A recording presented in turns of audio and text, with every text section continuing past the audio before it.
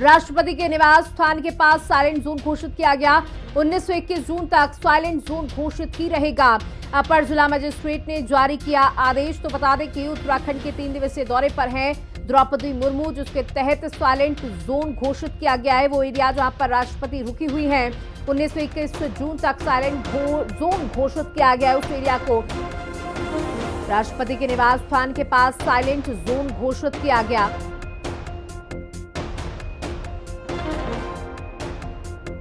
तो बता दें कि आपको राष्ट्रपति द्रौपदी मुर्मू उत्तराखंड पहुंची हैं, जहां तमाम कार्यक्रमों में वो शिरकत करेंगी और ये कार्यक्रम भी बेहद महत्वपूर्ण बताया जा रहा है। कई जगहों का शिलान्यास और लोकार्पण भी करेंगी और उससे पहले उनके निवास के आसपास के पूरे जोन को, पूरे एरिया को साइलेंट जोन घोषित कर दिया गया है।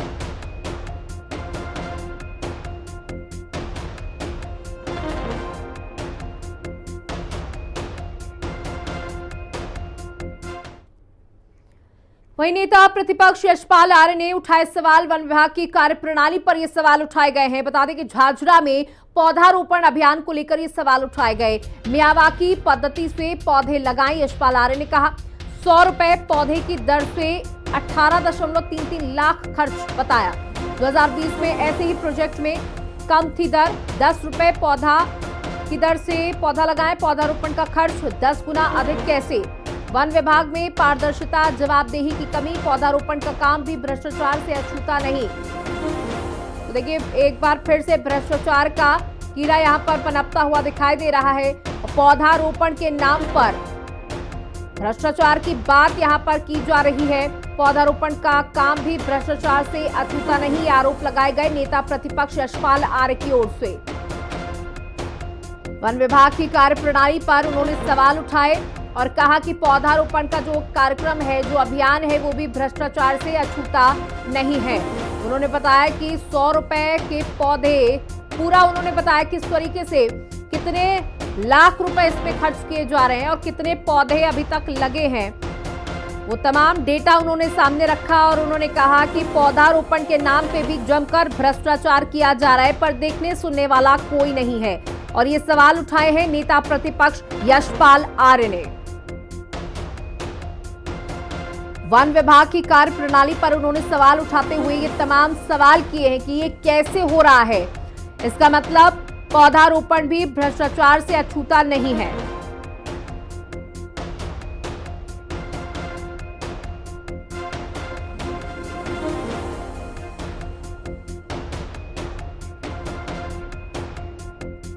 अब खबर विकासनगर से है, जहां देहरादून एसएसपी ने राष्ट्रपति द्रौपदी मुर्मू के उत्तराखंड दौरे को लेकर जिले के सभी थाना और चौकी प्रभारी को सघन चेकिंग अभियान चलाने के आदेश दिए। एसएसपी के निर्देश पर पचवादून क्षेत्र में कुलहाल चेक पोस्ट पर बाहरी राज्यों से आने वाले वाहनों की चेकिंग की जा रही है। साथ ही हरबटपुर चौक से देहरादून जाने वाले भारी वाहनों को बैरिकेडिंग लगाकर शिमला बाईपास से होकर देहरादून भेजा जा रहा है।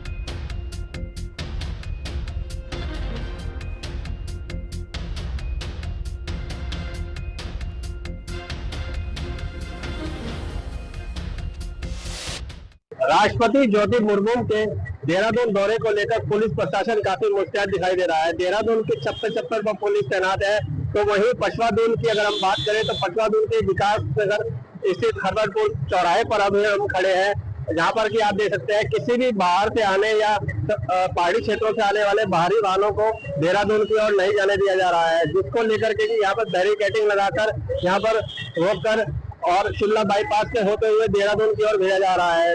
अगर हम बात करें हरबटपुर की, तो हरबटपुर में भी पुलिस काफी मुस्तैद दिखाई दे रही है। पुलिस की उस मुस्तैदी को लेकर लोगों में संशय है कि जो ये भारी वाहन है ये देहरादून की ओर नहीं जा रहे हैं, तो ऐसे में जो है जो रास्ते में पड़ने वाले जो गांव है वहां पर जाने वाले लोगों को जो है छोटे वाहनों का ही सहारा लेना पड़ रहा है। मैं कैमरामैन राजू के साथ परविंदा टोली, हिंदी खबर, हरबटपुर। हरिद्वार में महिला सशक्तिकरण एवं बाल विकास मंत्री रेखा आर्य ने 7 जिलों में चयनित की गई 2258 आंगनबाड़ी कार्यकर्तियों और सहायकों को नियुक्ति पत्र बांटे। ये आयोजन ऋषिकुल राजकीय आयुर्वेदिक महाविद्यालय के सभागार में किया गया। कार्यक्रम में 6 जिलों से अधिकारी और नवनियुक्त महिलाएं ऑनलाइन माध्यम से जुड़े। कैबिनेट मंत्री रेखा आर्य ने कहा कि प्रदेश में पहली बार आंगनबाड़ी कार्यकर्त्रियों और सहायकों को भर्ती ऑनलाइन मोड में आयोजित किया गया है और इस पूरी प्रक्रिया को सिर्फ 3 महीने के समय में पूरा कर लिया गया।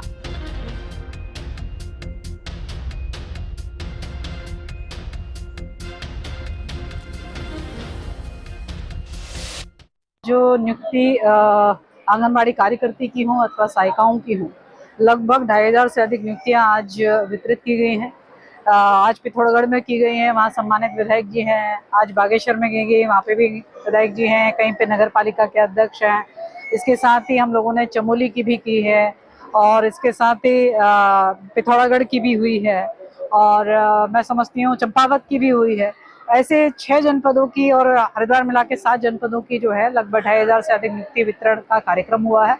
सभी जगह जनप्रतिनिधि मौजूद रहे हैं, वर्चुअली जुड़े हुए हैं। मैं समझती हूँ कि आंगनबाड़ी जो हमारी कार्यकर्ती हैं अथवा हमारी सहायिकाएं हैं वो नवनियुक्ति प्रमाण पत्र प्राप्त करते हुए निश्चित रूप से ऊर्जा से भरी हुई हैं।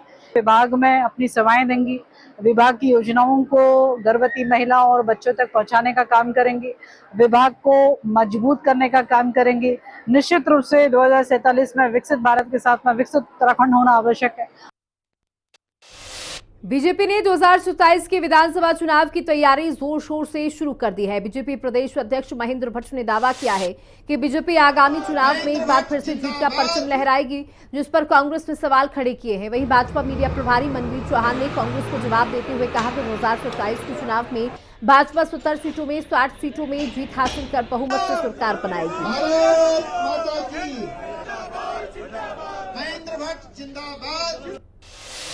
भारतीय जनता पार्टी को उत्तराखंड की जनता का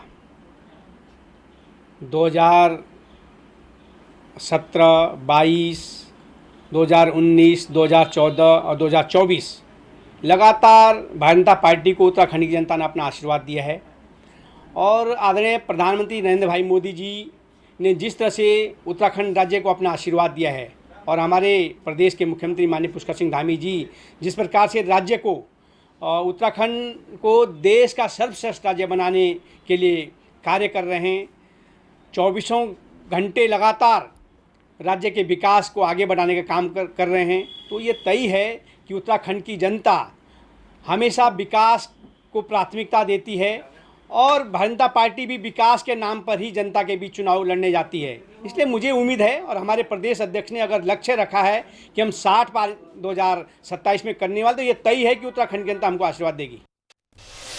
कैबिनेट मंत्री गणेश जोशी ने भारतीय महिला फ्लोरबॉल टीम की मैनेजर सरस्वती भंडारी और कप्तान संगीता राठी को उनके उत्कृष्ट प्रदर्शन के लिए सम्मानित किया। 18 से 25 अप्रैल 2025 को आयोजित महिला फ्लोरबॉल चैंपियनशिप में दोनों ने भारत का प्रतिनिधित्व किया। संगीता राठी ने भारत के लिए पहला गोल कर सर्वश्रेष्ठ खिलाड़ी का खिताब जीता, जबकि सरस्वती भंडारी ने 2018 में एशिया ओशिनिया परिसंघ में सर्वश्रेष्ठ गोलकीपर पुरस्कार प्राप्त किया था।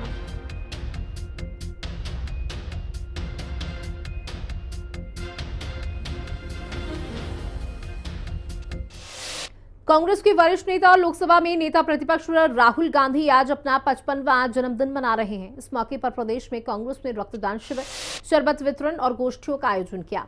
देहरादून कांग्रेस मुख्यालय में आयोजित रक्तदान शिविर में प्रदेश अध्यक्ष करण मारा ने जनता को शरबत बांटा और राहुल गांधी को जन्मदिन की शुभकामनाएं दी।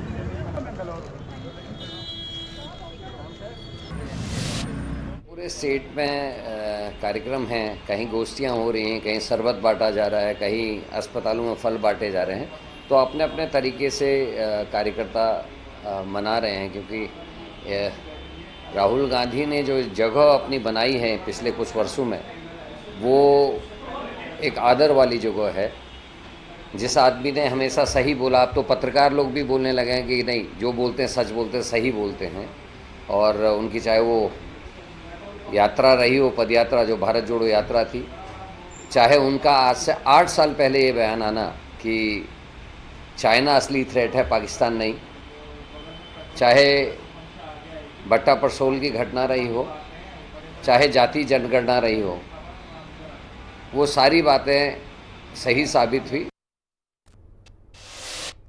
उत्तराखंड में 2027 विधानसभा चुनाव को लेकर कांग्रेस ने दावा किया कि पार्टी इस बार पूरी तरह एकजुट होकर चुनाव लड़ेगी।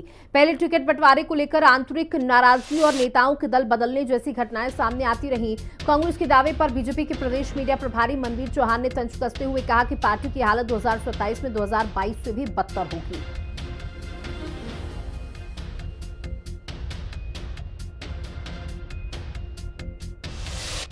कांग्रेस का अंदरूनी मामला है और किसी भी पार्टी में किसी भी नेता को अपनी दावेदारी और चुनाव लड़ना उनका अंदरूनी मामला होता है। वो किसी को चुनाव लड़ाएं न लड़ाएं, लेकिन ये तय है कि कांग्रेस पार्टी जो 2022 के चुनाव में जो जितनी सीटें उनकी मिली उससे कई बुरे हाल उनके 2027 में होने वाले हैं।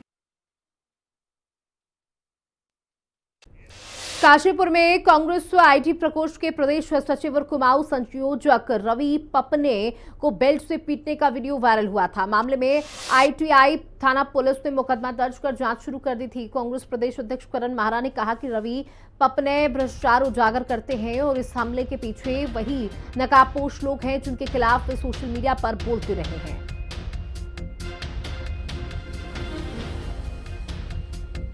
ये तस्वीरें आप देख रहे हैं किस तरीके से बेल्टों से पीटा गया, जिनका भ्रष्टाचार उजागर किया उन्होंने ही पीटा है, ये आरोप लगाया है कांग्रेस नेता रवि पपने ने। और एक काशीपुर की तस्वीरें हैं जहां रात में किस तरीके से बेल्टों से उन्हें मारा गया और भाग करके उन्होंने अपनी जान बचाई है। और ये सोशल मीडिया पर वीडियो वायरल हो चुका है। पुलिस ने मामले की जांच भी शुरू कर दी है कि कौन ये व्यक्ति थे, कौन ये लोग थे। कांग्रेस प्रदेश अध्यक्ष ने भी आरोप लगाए हैं।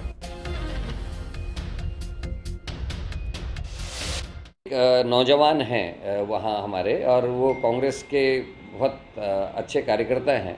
वो काशीपुर इत्यादि से संबंधित जितने भी भ्रष्टाचार के मामले हैं या जो गलत चीज़ें हो रही हैं सरकार के माध्यम से, उनका खुलासा करते रहते हैं। परसों वो अपने घर जा रहे थे तो रास्ते में कहीं पर बैठ के कुछ मैसेज करने लगे तो अचानक से नकाबपोश कुछ लोगों ने उन पर हमला किया। और निश्चित ही ये उन लोगों का हाथ है जिन लोगों के विरुद्ध, जिनकी वो पोल खोलते रहते हैं, जिन लोगों के वो गलत कारनामों को सोशल मीडिया में डालते रहते हैं, निश्चित ही उन्हीं में से किसी का ये हाथ रहा है। और उनको बहुत बुरी तरीके से मारने की कोशिश की गई और उसके वीडियोस भी अब जारी हुए हैं। मसूरी में केंद्र की मोदी सरकार की उपलब्धियों को साझा करने के लिए बीजेपी ने विकसित भारत संकल्प सभा का आयोजन किया। इस सभा का उद्देश्य केंद्र सरकार की योजनाओं की जानकारी लोगों तक पहुंचाना था।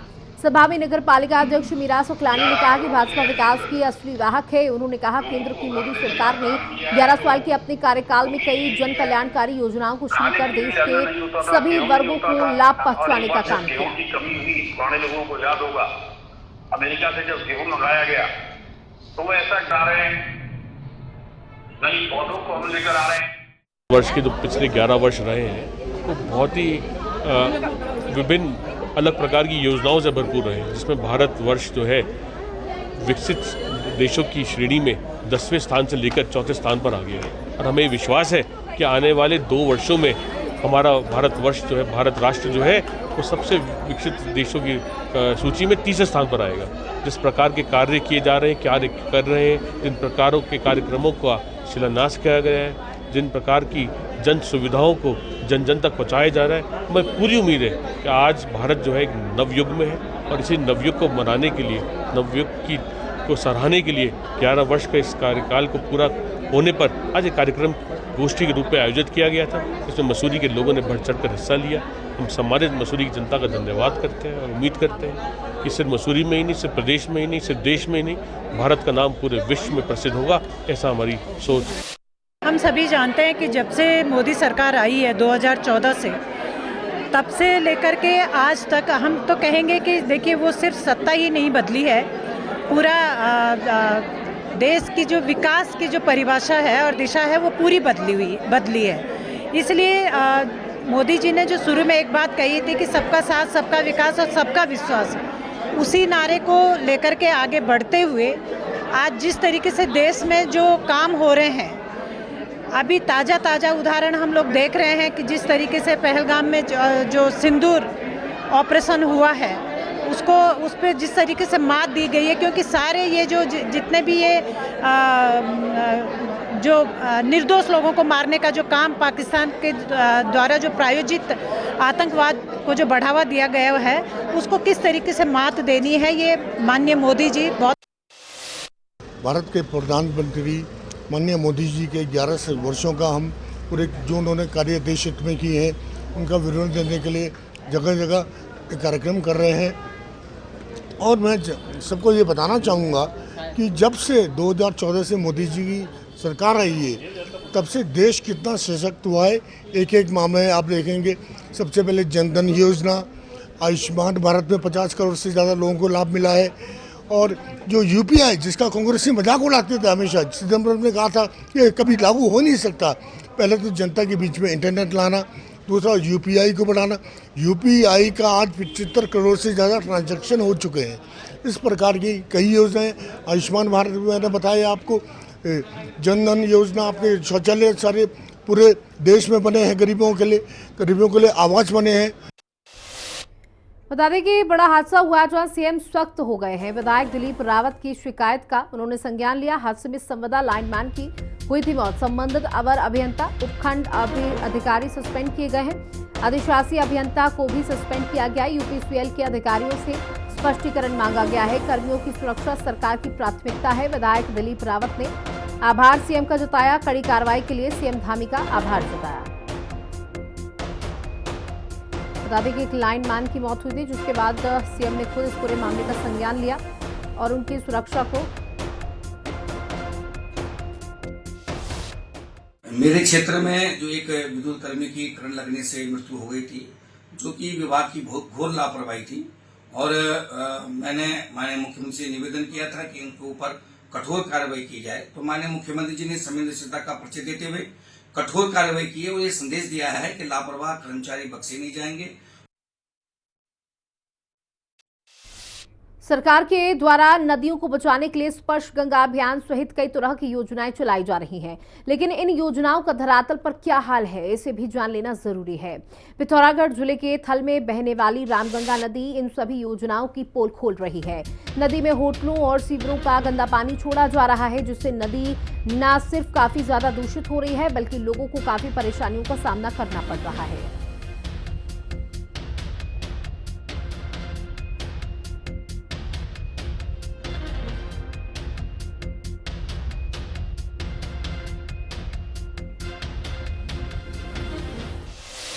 राष्ट्रपति द्रौपदी मुर्मू 3 दिवसीय दौरे पर देहरादून पहुंची हैं। उत्तराखंड आगमन पर जॉली ग्रांट एयरपोर्ट में राज्यपाल retired lieutenant general Gurmeet Singh और मुख्यमंत्री पुष्कर सिंह धामी ने राष्ट्रपति का स्वागत किया। इस दौरान भाजपा प्रदेश अध्यक्ष महेंद्र भट्ट और केंद्रीय राज्य मंत्री अजय टम्टा ने भी सीएम का बता दें कि राष्ट्रपति का स्वागत किया। राष्ट्रपति 3 दिवसीय दौरे के दौरान विभिन्न कार्यक्रमों में शिरकत करेंगी और देहरादून में राष्ट्रपति आशियाना में वो विश्राम कर रही हैं। कल द्रौपदी मुर्मू अपने जन्मदिन के अवसर पर राष्ट्रपति आशियाने में जन्मदिन की शुभकामनाएं लेंगी। देहरादून के राजपुर रोड पर शिव मंदिर में दर्शन के साथ ही नैनीताल के 125 वर्ष पूरे होने पर राष्ट्रपति मुर्मू टिकट का विमोचन भी करेंगी।